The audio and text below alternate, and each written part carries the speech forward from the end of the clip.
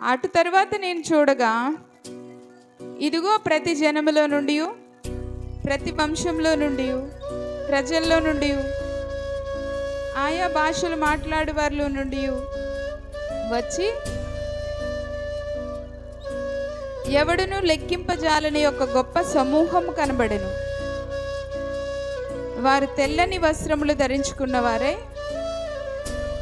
ఖర్జూరపు మట్టలు చేత పట్టుకొని సింహాసనం ఎదుటను గొర్రెపిల్ల ఎదుటను నిలబడి,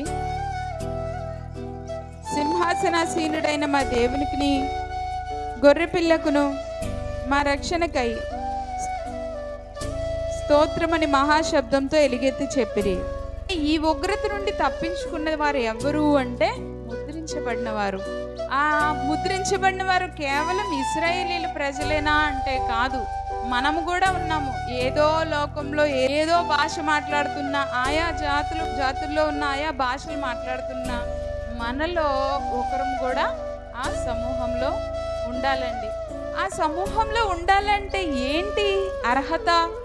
ఆ సమూహంలో మనం ఎలా ఉంటాము అని అంటే, ఇక్కడ 13వ వచనంలో చూస్తే, పెద్దలలో ఒకడు తెల్లని వస్త్రములు ధరించుకున్న వీరెవరు, ఎక్కడి నుంచి వచ్చిరని నన్ను అడిగాను. అందుకు నేను, అయ్యా నీకే తెలియననగా అతడిలాగ నాతో చెప్పును, వీరు మహాశ్రమల నుండి వచ్చిన వారు అంటుంది. ఎక్కడి నుండి వచ్చారండి? మహా కంఫర్ట్ జోన్లో నుండి వచ్చిన వారు కాదు. ఇహలోకంలో, అది కూడా ఈ కాలంలో క్రైస్తవ జీవితం, క్రైస్తవ భక్తి జీవితాలు ఎలా ఉన్నాయంటే, వెరీ కంఫర్ట్ జోన్లో ఉంటే వాళ్ళు బాగా భక్తి చేసినట్లు, బాగా సుఖవంతమైన జీవితాలు కలిగి ఉంటే వాళ్ళు బాగా భక్తి చేసినట్లు ఒక అంచనాకు వస్తున్నారు. కానీ బాగా సుఖమైన జీవితాన్ని మనం కోరుకున్నట్లయితే ఎక్కడుంటామండి? మనము ఆ సమూహంలో చేర్చబడలేము. ఎవరు వీళ్ళందరంటే మహాశ్రమల్లో నుండి వచ్చిన వారంట. భక్తుడు ఒక అతను అంటారు, క్రైస్తవునికి శ్రమలు ఎలాంటివంటే ముత్యాల హారాలంట. ఒక స్త్రీకి మెడలో ముత్యాల హారాలు, మణిహారాలు వేస్తే ఎంత అందంగా ఉంటారో, వాళ్ళు ఎంత ఘనతగా దాన్ని ఫీల్ అవుతారో, ఒక క్రైస్తవుడు మనకు వచ్చే శ్రమని అంత ఆనందంగా మనము ఫీల్ అవ్వాలి. అది ఫీల్ అవ్వడమే కాదు, అది ఘనత. మనము ఎక్కడి వారము అంటే పరలోకపు వాళ్ళము. చాలామంది ఏమనుకుంటారంటే ఇహలోకపు వారమే అనుకుంటారు, ఇహలోక జీవితమే మనకు శాశ్వతం అనుకుంటారు. అందుకే మరి 1 కొరింథీ 15వ అధ్యాయము 19వ వచనం చూసినట్లయితే, సమయం లేదు తీయడానికి, ఈ జీవితకాలం మట్టుకే దేవుణ్ణి వెంబడించాలంటే, తీస్తే చదవండి, ఈ జీవితకాలం మట్టుకే మనం క్రీస్తునందు నిరీక్షించు వారమైన మనుషులందరికంటే ఎలా ఉంటామంటే అండి, దౌర్భాగ్యులమే ఉంటామంట. ఈ జీవితకాలం మట్టుకే మనము నిరీక్షణ ఉంచితే, మన నిరీక్షణ ఏమైందండి? దేవునిలో ఉంది. మనం దేని కొరకు ప్రయాసపడాలి? మనం దేని కొరకు పరుగులు పెట్టాలి? మనం జీవిస్తున్నది ఎందుకు అని అంటే ప్రభు కొరకే. మనం తినను తినకపోయినను, రోమపత్రికలో చదువుతున్నప్పుడు, భోజనం చేసినను దేవుని కొరకే, బ్రతికినను దేవుని కొరకే, చనిపోయినను దేవుని. ఎందుకు ఇదంతా ఎలాగ దేవుని కొరకు అవుతుంది అంటే, మన దృష్టి దేవుని కొరకైనదై ఉండాలి. ఇహలోక మట్టుకు మాత్రమే అంటే, చాలామంది వేటి కొరకు ప్రార్థనలు చేస్తూ ఉంటామంటే, మనము మన కంఫర్ట్ జోన్స్ కొరకే ప్రార్థన చేస్తుంటాము. మనకి 2 లక్షలు అందాలి, అవి అందాలి ప్రభు అని చెప్పేసి, లేకపోతే పిల్లలకి పెళ్ళిళ్ళు జరగాలి, లేకపోతే మంచి ఉద్యోగం సంపాదించుకోవాలి, లేకపోతే వీటి కొరకు మన ప్రయాస ఉంటుంది. అయితే ఆ ప్రయాస అంతా చాలా వ్యర్థమైందనమాట, నిష్ఫలమైనది. ఎందుకంటే భూరాజులు, గనులు వీళ్ళందరూ కూడా ఏ సమూహంలో లేరు? ముద్రించబడిన సమూహంలో లేరు. ఇహలోకంలో చాలామంది ఏమనుకుంటారంటే, ఎన్ని ఇల్లులు కలిగి ఉన్నాం మనము, మాకు ఎక్కడో ఒక ఇల్లు ఉందండి, ఆ ఊర్లో ఒక ఇల్లు ఉంది, ఫలానా దిక్కున ఒక ఇల్లు ఉంది, లేదా ఫలానా చోట్ల ఇన్ని స్థలాలు ఉన్నాయి. దేని కొరకు మన ప్రార్థనలు, దేని కొరకు మన ప్రయాసం ఉంటుంది అనేది మనం ఒకసారి జ్ఞాపకం చేసుకోవాలి. అలాగే నగల కొరకు కానీ, ఇంకా డబ్బు కలిగి ఉన్న, పలుకుబడి కలిగి ఉన్న ఫలానా వాళ్ళ పేరు చెప్తే పని అయిపోతుంది అంతే. ఇవన్నీ కూడా ఇహలోకం మటుకు మాత్రమే, పరలోకంలో ఏమీ చెల్లవు. కాబట్టి ప్రియ దేవుని బిడ్డలారా, ఈరోజు వేటిని చూసి వేటిని చూపించి సాతాను మనల్ని కృంగతీస్తుందనేది ఈరోజు మనము పరీక్ష చేసుకోవాలి.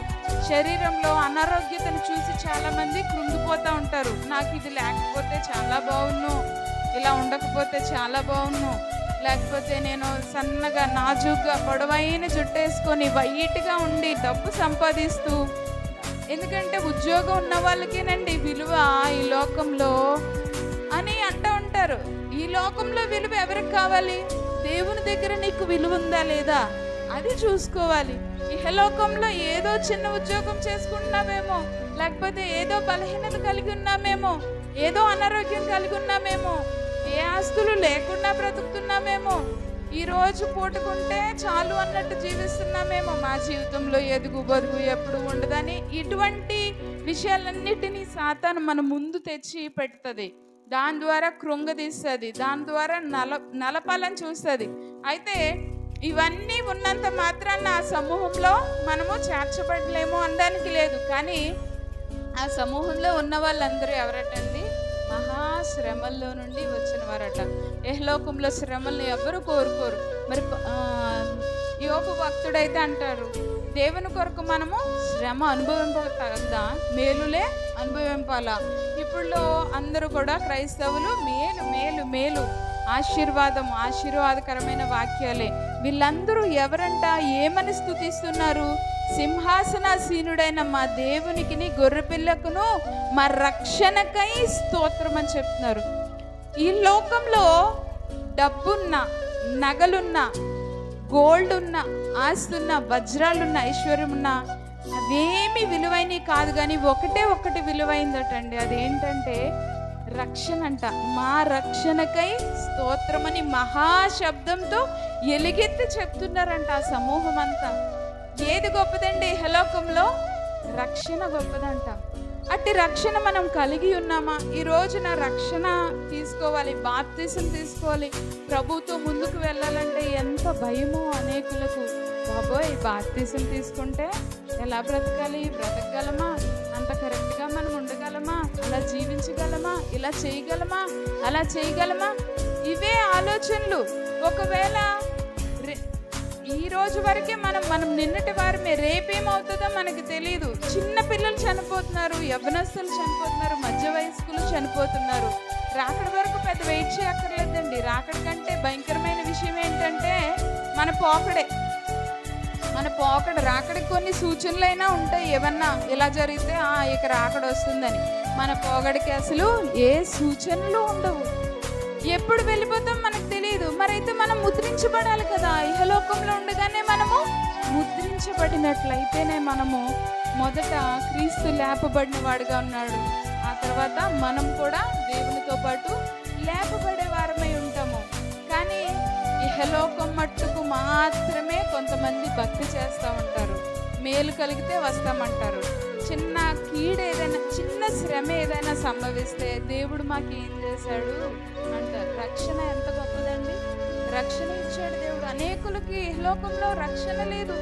ఈ సంభవాలన్నీ జరుగుతున్నప్పుడు క్రైస్తవులందరికీ దేవుని రాకడకు దగ్గరలో ఉన్నామని మనకు తెలుస్తుంది. కానీ ఒక హిందూకి కానీ, ఒక ముస్లింకి కానీ, ఒక జైన మతస్థులు కానీ, మిగిలిన ఎవ్వరికి కూడా ఇవి ఎందుకు జరుగుతున్నాయో కూడా తెలియదు. మహాశ్రమల కాలంలో భూమిలో నుండి మిడతల వంటివి వచ్చి జనాల్ని కుట్టడము, వాళ్ళని మహాశ్రమలకు గురి చేస్తుంది. వాటిలన్నిటిలోండి కేవలము ఈ ముద్రించబడిన సమూహం మాత్రమే తప్పించబడతారు. అయితే ఈ సంభవాలన్నీ ఎందుకు జరుగుతున్నాయి అనేది ఇహలోకంలో వేరెవ్వరికీ తెలియదండి. కేవలం క్రైస్తవులకు మాత్రమే తెలుస్తుంది. దేవుని బిడ్డలకు మాత్రమే ముందుగా దేవుడు ఈ విషయాలన్నీ కూడా తెలియజేస్తున్నాడు. ఇన్ని తెలిసిన మనము ముద్రించబడడానికి, ఆ సమూహంలో ఉండడానికి మనము ప్రయత్నం చేయాలి. ఆ సమూహంలో ఉండడానికి అర్హత ఏంటి అంటే, మొదటి అర్హత ఏంటంటే రక్షణ. మా రక్షణకై స్తోత్రం అని వారు ఎలుగెత్తి చెప్తున్నారు. ఈ లోకంలో చాలామంది దేవుని తెలుసుకున్న కొన్ని సంవత్సరాలైనా కూడా బొట్టు పెట్టడం కూడా మానడానికి కూడా ఎంతో ఆలోచిస్తారు. బొట్టు గొప్పదా, రక్షణ గొప్పదా? నీ ఆత్మ గొప్పదా? నీ ఆత్మ పరలోకంలోకి వెళ్ళడం గొప్పదా, లేకపోతే ఇహలోకంలో అందంగా జీవించడం గొప్పదా? వీటన్నిటిని ఆలోచించరు. నా భర్తకు భయపడి, మా ఇంట్లో వాళ్ళకి భయపడి నేను ఇంకా రక్షణ తీసుకోవట్లేదండి. భయపడితేనే ఉంటే దేవుడు ఏం చెప్పాడు? ఆత్మను శరీరాన్ని చంపలేని వాళ్ళకి భయపడద్దు, కానీ కేవలం శరీరాన్ని మాత్రమే చంపే వాళ్ళకి భయపడద్దు. అసలు దేవునికి మాత్రమే అధికారం ఉంది కాబట్టి దేవునికి మాత్రమే మనము భయపడమని చెప్పాడు. అలాగ దేవునికే భయపడిన వాళ్ళు ఈ రక్షణ భాగ్యాన్ని పొందుకుంటారు. ఇహలోకం మట్టుకు మాత్రమే అనుకుంటారు. ఇహలోకం మట్టుకు మాత్రమే కాదండి మన జీవితాలు. మరి 1 కొరింథీ 15వ అధ్యాయము 35వ వచనం చూద్దాం ఒకసారి. 1 కొరింథీ 15వ అధ్యాయము 35వ వచనంలో అపోస్తలుడైన పౌలు చెప్తున్నాడు, చదవండి. అయితే మృతులు ఎలాగూ లేతురు, వారు ఎట్టి శరీరంతో వద్దురని ఒకడు అడుగును. ఓ అవివేకి, అక్క మళ్ళీ చదవండి. నీవు విత్తినది చచ్చితేనే గాని బ్రతికించబడదు కదా. ఎక్కడక్క చదువుతున్నారు? 35. ఇప్పుడు మీరు ఎక్కడున్నారంటున్నారు? 37. చచ్చితేనే గాని బ్రతికించబడదు కదా. నీవు విత్తుదానిని చూడగా అది గోధుమ గింజ అయినను సరే, మరి ఏ గింజ అయినను సరే, ఒట్టి గింజనే విత్తుతున్నావు కానీ పొట్టబోవు శరీరంను విత్తట్లేదు. ఒకసారి ఆగదాం అక్క, చాలు. మనమందరం ఎలా ఉన్నామంటే అండి, ఒక గింజ భూమిలో పడితేనే కదండి మొక్క మొలిచేది. మనము కూడా అలాగే భూమిలో పడ్డాం. ఇక్కడ మనము చనిపోతేనే పరలోకంలో గింజ జీవితాన్ని జీవితం అంటారా, మొక్క జీవితాన్ని జీవితం అంటారా? మొక్కనే జీవితం అంటారు. అది మొక్క వచ్చింది అంటారు, కానీ దానిమ్మ మొక్క లేకపోతే ఏవైనా సరే మొక్కల్నే జీవితం అని చెప్తారు, కానీ గింజల్ని జీవితం అని చెప్తారా? మనము కూడా ఈ లోకంలో అలాగే విత్తబడ్డాం. అయితే మరి మనము లేపబడతాం కదండి, అది అసలైన జీవితం. మొక్క జీవితం అసలైన జీవితం అయితే భూమిలో పడ్డ విత్తనం జీవితం కాదు. భూమిలో నుండి పైకి లేచిన మొక్క జీవితం అసలైన జీవితం. అంటే మనం కూడా ఈ భూమిలో పడ్డాం. అసలైన జీవితము, యుగ యుగాలు జీవించే జీవితము పరలోకంలో మనకున్నది. మరి అలాగే 42వ వచనంలో చదువుదాం అక్క ఒకసారి.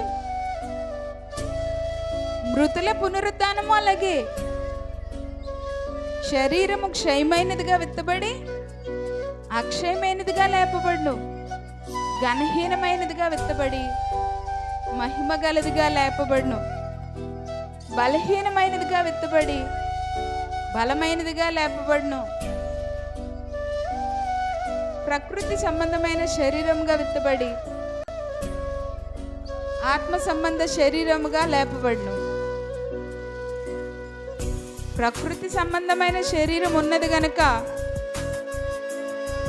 ఆత్మ సంబంధమైన శరీరం కూడా ఉంది. ఇంకా చాలాక ఇంకా చదువుకుంటూ వెళ్తే దీన్ని చాలా వివరించాలి. కాబట్టి మనము ఇహలోకం మట్టుకు మాత్రమే ఈ జీవితం అన్నట్టు దయచేసి బ్రతకద్దండి ఎవరు కూడా.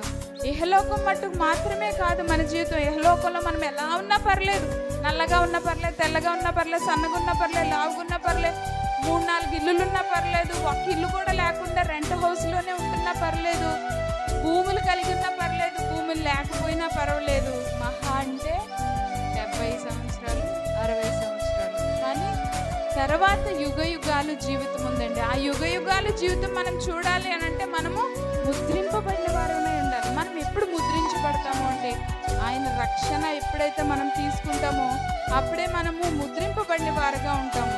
ఈ శ్రమలు వీళ్ళందరూ ఎవరంటే మహాశ్రమల వల్ల, శ్రమల్లో నుండి వచ్చిన వారు అండి. మహాశ్రమలు అంటే రోమా 8వ అధ్యాయము 17వ వచనం ఒకసారి చూద్దాము. ఈ శ్రమ పడడం వల్ల మనకు ఒరిగే ఉపయోగం ఏంటి? క్రీస్తుతో కూడా మహిమ పొందుటకు. ఆయనతో శ్రమ పడిన ఎడల క్రీస్తుతోడి వారసులం. ఆయనతో శ్రమ పడితే ఏమవుద్దంటే అండి, ఆయనతో వారసులం అవుతాం. శ్రమ కావాలా మనకి? కంఫర్ట్ జోన్లు మాత్రమే కావాలా? శ్రమను కోరుకోవాలా? ఎటువంటి శ్రమను కోరుకోవాలి అంటే ప్రభు కొరకు శ్రమ పడాలి, ప్రభు కొరకు శ్రమ పడాలి, ప్రభు కొరకు ఖర్చు అయిపోవాలి, ప్రభు సన్నిధిని నిర్లక్ష్యం చేయకూడదు. ప్రభు సన్నిధికి త్వరగా రావడానికి శ్రమ పడాలి. ప్రభువులో జీవించడానికి శ్రమ పడాలి. సాతాను శోధనలు ఎదుర్కోవడానికి శ్రమ పడాలి. దేవునితో సహవాసం కోల్పోకుండా ఉండడానికి శ్రమ పడాలి. అట్టి శ్రమ కలిగిన వారమే మనం ఉన్నామా? మన శరీరాన్ని మట్టికే చూసుకుంటున్నామా? మన బ్రతుకులను చూసి మనము నిరుత్సాహపడిపోతున్నామా అనేది ఈరోజు మనము గుర్తించవలసిన వారంగా ఉన్నాం. అట్లాగే మరి భక్తులందరూ కూడా, మనకంటే ముందు జీవించిన భక్తులందరూ కూడా ప్రభువు కొరకు శ్రమ పడ్డారండి. వాళ్ళెవరు కూడా తిరగబడలేదు. గ్రాహం స్టైన్స్ గారు కానీ, ఇంకా సత్యం కోసం చిత్రహింసలు అనే బుక్ దొరికితే చదవండి. వాళ్ళైతే చెరసాల్లో వేయబడి మల్లమూత్రాలు తినిపించారండి. దేనికంటే యేసు క్రీస్తుని నమ్మినందుకు. మనకంత శ్రమలైతే లేవు. ఇంకా అనేక మంది, అదోనీరామ్ జడ్సన్, అలాగే ఈ విలియం టిండేల్ అయితే నిలువున కాల్చబడ్డాడండి ఈ బైబిల్ మన కొరకు ఇవ్వడానికి. వారందరూ శ్రమల్లో, మహాశ్రమల్లో ఉన్నారు. వీళ్ళందరూ కూడా మహాశ్రమల్లో నుండి వచ్చిన వారే. మనకి కొంచెం శ్రమ వస్తే చాలు బాధపడిపోతాం. పౌలు భక్తుడి యొక్క శ్రమలు మనం గమనించవచ్చు. 2 కొరింథీ 11:25. ముమ్మారు బెత్తంతో కొట్టబెడితిని, ఒకసారి రాళ్లతో కొట్టబెడితిని, ముమ్మారు పగిలి శ్రమ పడితిని, ఒక రాత్రింపగలు సముద్రంలో గడిపితిని. అనేక పర్యాయములు ప్రయాణంలోను, నదుల వలనైన ఆపదలోను, దొంగల వలనైన ఆపదల్లోను, నా స్వజనముల వలనైన ఆపదల్లోను, అన్యజనుల వలనైన ఆపదల్లోను, పట్టణంలో ఆపదల్లోను, అరణ్యంలో ఆపదల్లోను, సముద్రంలో ఆపదల్లోను, కపట సహోదరుల వల్ల ఆపదల్లోనూ ఉంటుంది. ఇంకా చదువు. ప్రయాసంతోను, కష్టంతోనూ, తరచుగా జాగరణంతోనూ, ఆకలి దప్పుతోనూ, తరచుగా ఉపవాసంతోనూ, చలితోనూ, దిగంబరత్వంతోనూ ఉంటుంది. ఇంకను చెప్పవలసినవి చాలా ఉన్నాయటండి, కొంచెం మాత్రమే చెప్పారట. మరి మనం శ్రమ పడుతున్నామా? మన జీవితాల్లో మనం కొట్టబడుతున్నామా? మన జీవితాల్లో ఎవరన్నా ఏదన్నా అంటే, మేము ఇలా చేసామండి చర్చ్లో, కానీ వాళ్ళు ఇలా అన్నారు, వాళ్ళు అలా అనడము అసలు కరెక్ట్ కాదని తెగ బాధపడిపోతూ ఉంటాం. ఇంకా అసలు ప్రార్థనకి రావాలంటే చాలా కష్టం. వాళ్ళు వస్తే వీళ్ళు రారు, వీళ్ళు వస్తే వాళ్ళు రారు. వాళ్ళ దగ్గరికి పాస్టర్ గారు వెళ్తే వీళ్ళకి బాధ, వీళ్ళ దగ్గరికి పాస్టర్ గారు వెళ్తే వాళ్ళకి బాధ. ఇవండి శ్రమలు, మనం పడే శ్రమలు. నేను మాట పడినండి, చాలా కరెక్ట్గా చేస్తానండి. నేను ఏం చేసిన పని చాలా పర్ఫెక్ట్గా చేస్తాను. అలాగే నన్ను ఒక మాట అంటే కూడా పడినండి. అలాగా మన ప్రభు కూడా అనుకుని ఉంటే అసలు మనకి రక్షణ భాగ్యం కూడా దొరికేదే కాదు. కానీ మనలోని అహం, మనలోని ఉన్న సాతాను స్వరం మనకి ఏం చెప్తుందంటే, ఇంత బాగా చేసావు కదా నువ్వు, ప్రభు కొరకు ఇంత శ్రమ. అసలు శ్రమ ఏంటది? మనకంటే ముందుగా ఉన్న భక్తుల్ని గుర్తు చేసుకుంటే అసలు శ్రమ అంటే ఏంటనే మీనింగ్ దొరుకుతుంది. మనం పడే ఇప్పుడు ఏ శ్రమలు కాదండి. మన జీవితాల్లో ఒక సూపర్ డూపర్ జీవితాలు అన్నట్టు ఫీల్ అయిపోతాము. మన జీవితాల్లో మనమే హీరోయిన్లు అన్నట్టు ఫీల్ అయిపోతాము. మనకి ఇంకా ఏ చిన్న కష్టం కూడా రాకూడదు, ఏ చిన్న మనస్పర్ధ రాకూడదు, ఎవ్వరు మనల్ని ఏమనకూడదు. చర్చిలో ఒకరేంటి, పాస్టర్ గారే ఏమనకూడదు, పాస్టర్ గారే అసలు ఏమీ అనకూడదు. చక్కగా వచ్చి భక్తి చేయాలి, మంచిగా వాక్యం వినాలి, వెళ్ళాలి. ఇంటికి వెళ్ళేసరికి దీవెనలు, ఆశీర్వాదాలతో ప్రభు మనల్ని ఎదుర్కోవాలి. ఇది అసలైన భక్తి అనుకుంటాం. మరి ఇలా అయితే మనం వెళ్తామా? ఆ సమూహంలో మనం ముద్రించబడతామా? అంత కంఫర్ట్ జోన్లో మనం గనక భక్తి చేస్తే. వీరందరూ ఎక్కడి నుంచి వచ్చిన వారటండి? మహాశ్రమల్లో నుంచి వచ్చిన వారట. 1 పేతురు 5వ అధ్యాయం 10వ వచనం ఒకసారి చూసుకుందామా? 1 పేతురు 5వ అధ్యాయము 10వ వచనంలో, కొంచెం కాలం శ్రమ పడితే చాలు. ఈ శ్రమ అంతటిని దేవుడు ఏమని చెప్తున్నాడంటే, కొద్ది కాలం శ్రమే అంటున్నాడు. తన నిత్య మహిమకు క్రీస్తునందు మిమ్మును పిలిచిన సర్వకృపానిధి అగు దేవుడు కొంచెం కాలం మీరు శ్రమ పడిన పిమ్మట తానే మిమ్మల్ని పూర్ణులుగా చేసి స్థిరపరిచి బలపరచును. హల్లెలూయా. హల్లెలూయా. ఏంటంటే కొంచెం కాలం శ్రమ అంతే. ఆ కొంచెం కాలం శ్రమ పడిన పిమ్మట దేవుడు ఏం చేశాడంట? మరలా చదవండి అక్క. పిమ్మట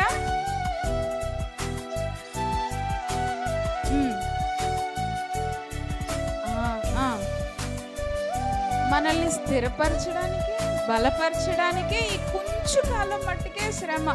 మనుషుడు సహింపగలిగినంత మించి శ్రమ దేవుడు ఎవరికి ఇవ్వరండి. కాబట్టి శ్రమ కలిగినప్పుడు కృంగిని ఎళ్ళ నీవు చేత కాని వాడవద్దు అని ఎందుకంటారంటే, ఈ కృంగిపోతే అది శ్రమ అనుకొని కృంగిపోకూడదు. అసలు ఇది శ్రమ, నీకు చెప్పలేనంత శ్రమ కలిగింది అని అంటే అది సాధారణ స్వరమే, డౌటే లేదు. ఎందుకంటే మనము అనుభవింపదగ్గ శ్రమలు తప్పితే ఏవి దేవుడు మనకు ఎలా చేయడు. కాబట్టి కొంచెం కాలం శ్రమ పడితే ఆత్మ తానే మనల్ని స్థిరపరిచి బలపరుస్తుందంట, పూర్ణులుగా చేస్తుంది. మనం సంపూర్ణులం అవడానికి ఎవరు కూడా మన భక్తి వల్ల, మన యోగ్యత వలన ఎవరు కూడా దేవునిలో నిలబడలేరు. ఆయన ఉచితంగా ఇచ్చే కృపను మనం పొందుకోవాలంటే మొదటగా మనము రక్షణలోనికి వెళ్ళాలి, రక్షణ భాగ్యంలోనికి వెళ్ళాలి. పాపమును, చెడుగును అంతా విడిచిపెట్టి ప్రభు కొరకు శ్రమ పడడానికి, ప్రభువులో నిలబడడానికి మొదటి స్టెప్ మనం వేసినట్లయితే ఆ ముద్రించబడిన సమూహంలోనికి మనం వెళ్తాం. మరి అయితే ఎలా ముద్రించబడతాము? ముద్రించబడటం అంటే ఏంటి? ఎఫెసీ 1:13 ఒకసారి చూద్దాము. ముద్రించబడటం అంటే ఏంటి, ఎలాగా అనేది మనం చూసినట్లయితే ఎఫెసీ 1:13 మీరు సత్యవాక్యము అనగా మీ రక్షణ సువార్తను విని క్రీస్తునందు విశ్వాసం ఉంచి, అదండి దేవునికి స్తోత్రం, హల్లెలూయా. ఎలా మనం ముద్రించబడతామంటే వాగ్దానం చేయబడిన ఆత్మ ద్వారా మనము ముద్రించబడతామటండి. దేవుని రాకడ గురించి అసలు ఎక్కువగా ఆలోచించే కంటే మన పోకడ గురించి ఎక్కువగా ఆలోచిస్తే ఈ ఆత్మ ద్వారా మనము ముద్రించబడ్డాన్ని మనము చూసుకోవాలి. ఎవరు ముద్రిస్తారు మనల్ని అంటే క్రీస్తునందు విశ్వాసం ఉంచి వాగ్దానం చేయబడిన ఆత్మ చేత ముద్రించబడ్డారంట వారు. కాబట్టి మనము దేవునిలో ముద్రించడానికి ప్రయాసపడదాము. శ్రమలను చూసి భయపడద్దండి, శ్రమలను చూసి కష్టపడద్దు. శ్రమ కలగగానే మనము ఆనందపడదాం. అవి మనకు మంచి మెట్లు, ఆత్మీయ స్థితిలో ఎదగడానికి సరైన మెట్లు. అవి యొక్క ముత్యములతో సమానమని భక్తుడు మనకి తెలియజేస్తున్నాడు. వీరందరూ ఎక్కడి నుంచి వచ్చారంటే మహాశ్రమల్లో నుండి వచ్చిన వారట.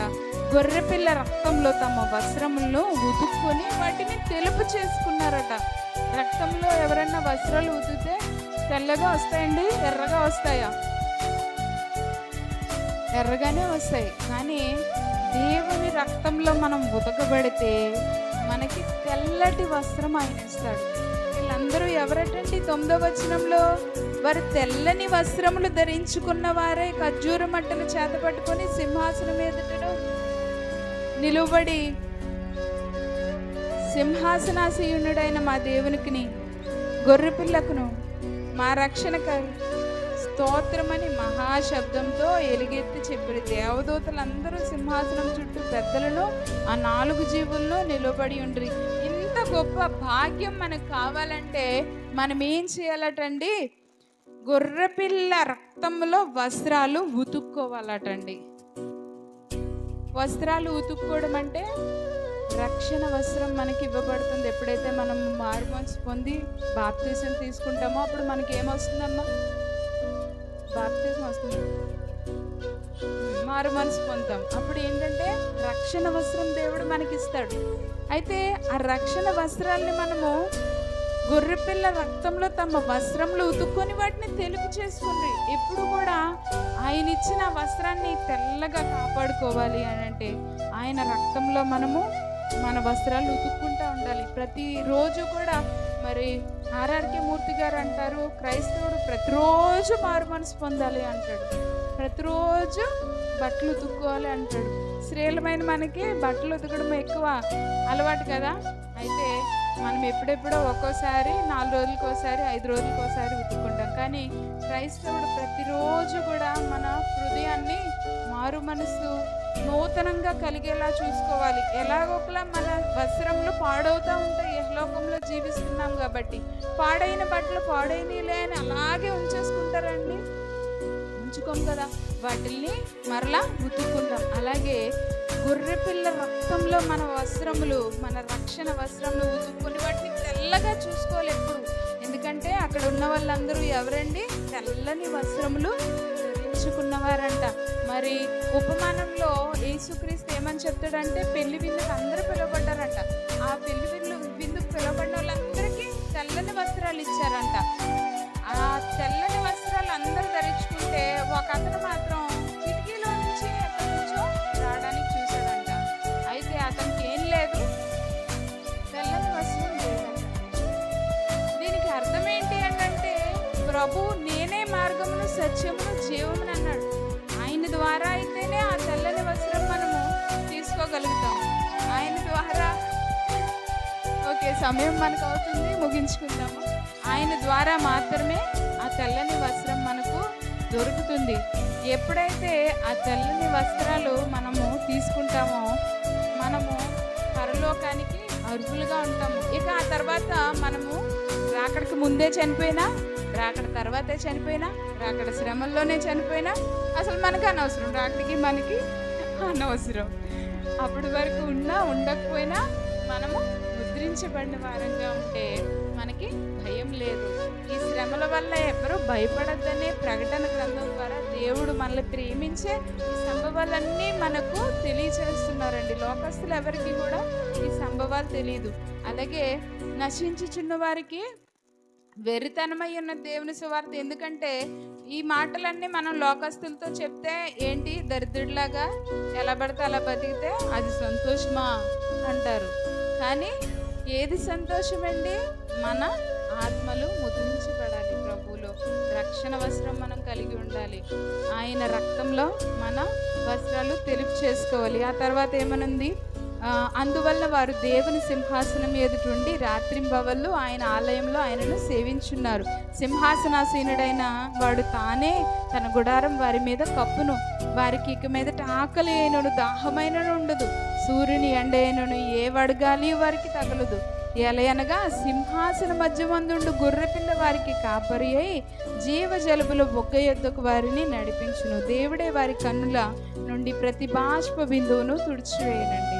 ఈరోజు మనము కన్నీరు కారుస్తున్నామేమో. ఒకవేళ అయ్యో నా పరిస్థితి ఇలా ఉంది, నేను ఇలాగున్నానే, ఎంతో శ్రమ పడుతున్నాను కానీ నాకు ఈ విషయంలో జయము రావట్లేదు, ఎంతో శ్రమ పడుతున్నాను, ఫలానా విషయాన్ని నేను సాధించలేకపోతున్నాను, ఎంతో శ్రమ పడుతున్నాను కానీ ఇదే పరిస్థితి అవుతుంది నా జీవితము, దేవునిలో నేను కరెక్ట్గానే ఉంటున్నానా, ఇలాగుంటే ఇలాగే ఉంటుందా జీవితము, ఇలాగ మనము బాధపడుతున్నామేమో, లేకపోతే మన శరీరంలో కలిగిన అనారోగ్యాలకు, లేకపోతే మన జీవితంలో మనకు జరిగిన సంభవాలకు కానీ, లేకపోతే మన కుటుంబంలో మనల్ని చూసే విధానాలని బట్టి కానీ, వీటన్నిటి బట్టి కానీ మనం ఒకవేళ కన్నీరు కారుస్తూ ఉన్నామేమో, ప్రతి బాష్ప బిందువుని ఆయన తుడుస్తాడండి. ఇక కన్నీరు కార్చవలసిన పని ఉండదు.